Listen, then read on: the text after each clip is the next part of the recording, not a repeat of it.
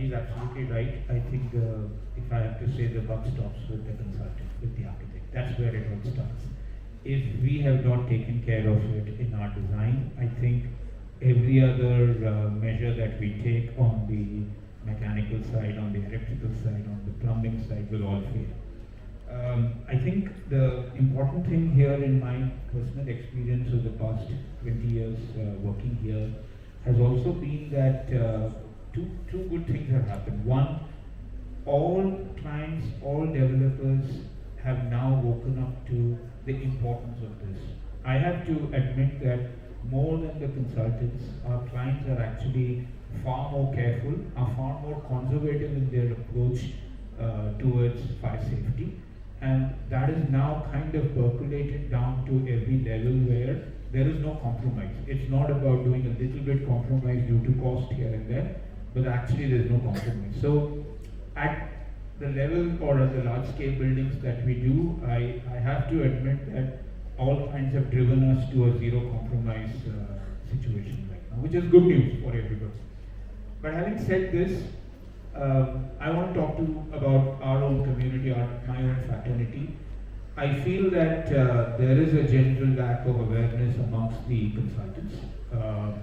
I myself struggle in office trying to teach people about bylaws, about what needs to be followed. It's a big struggle because I compare the awareness of bylaws from the young architects like a child reciting a prayer. He knows his parents has told him to do it, but in reality has no sense of why it is to be done. The spirit of what the prayer is not there.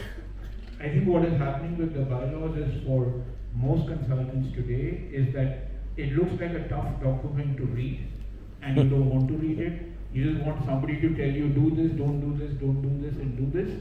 Ultimately you've not understood the purpose behind it. And therefore when you design, you're really relying on a third party to tell you this is wrong and don't do this and you have to do this. I think to me that awareness level at the education level and not necessarily at the college but at the professional level needs to come up or it needs to be raised in order for architects to be more sensitive towards how to design buildings with fire safety in mind. I think to me the key to it is if there is better engagement between local fire officers and some of the consultants, facilitated maybe by the clients, but that can actually bring about a change in the way we look at it. And there are a few other things about the lack of clarity in bylaws. I think the bylaws need to look more simpler, they need to read more simpler, they need to be more graphic for most consultants to understand. If we can do some of those things, I think we'll go a long way in designing buildings which are safe, and I think that's where it starts. Everything else comes later. If we can do that, I think we're probably a much more safer country going into the future. Thank you. I think one thing is mentioned is that awareness on the part of everyone, even the architects, engineers, everybody. And okay, we do have laws, we do have building bylaw, and at times we give the recommendation this is to be done and that is done. But thing is, one is that meeting the requirement of the law. That is technically it's okay, but I think there is a need for all of us to really awareness, what Mr. Viswanathan mentioned, awareness, real awareness on the subject, that we are doing something, why we are doing it. If we try to delve into that particular area, then probably we can develop our understanding, we can think of something, solutions which can be a better way to do things. Now we, just for example, because I'm a person who is into that operational part of it, and whatever buildings are designed, if there is a fire, we just go there and we try to enter the place, try to locate the seat of fire, and do something for firefighting. Even rescue is involved, this is still a bigger job.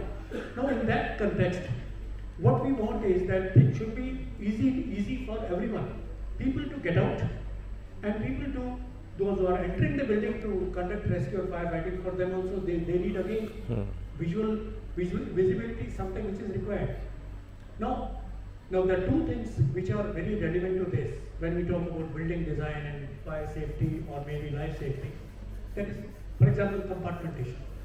It's one of the major jobs, smoke management or smoke venting. in my career of around, you can say that about 50 years into the fire department, mostly operational, I mean teaching as well, and we have a lot of things shared by the people during these seminars and maybe discussions. And one thing I find that we are not really trying to know the basics. Okay, compartments, why it is required, what is the basis for that, and if we as an architect, as a any consultant, then we try to go into the details of this, then probably we can have a better solution for that. And otherwise, compartmentation means you create a wall. The wall is not the solution, it may not be possible all the times. For a huge area, for a huge basement, wall will be a problem. Then you can't really a storage area. So now when we discuss this, the solutions are coming now. Now we are thinking, okay, compartmentation may not be at the total in a shape of a wall, but at top ceiling level. So that idea is to segregate the smoke, not traveling the whole of the area, not involve everything in the particular floor or building, horizontally and vertically. So that we are thinking in terms of compartmentation. Now if all of us really we like to go into the genesis of the thing, why they are required and what is required, then probably it is there. And moreover, one more thing, Viswanathan sir mentioned about is that awareness is a part of everyone. And not only that, when we are designing something, at the time discussion really going on together with everybody. Because if you design a building, subsequently something is to be done, and say you are not provided space for this, you are not done there. So that will be a problem. So actually all of us architects, design engineer, MEP consultants, and everybody has to be your HVAC consultants. Everybody has to be together probably when at that design stage and understand what is required to be done and why we are doing it. And naturally you have to discuss with the fire department also, because finally they have to enter when everybody is leaving, so they have to enter. So these are the things probably we'll have the audience also to barge into that. I wanted to share my things, my experiences, because I got something genuine things and real things which probably I think that they are better. Now, while we are doing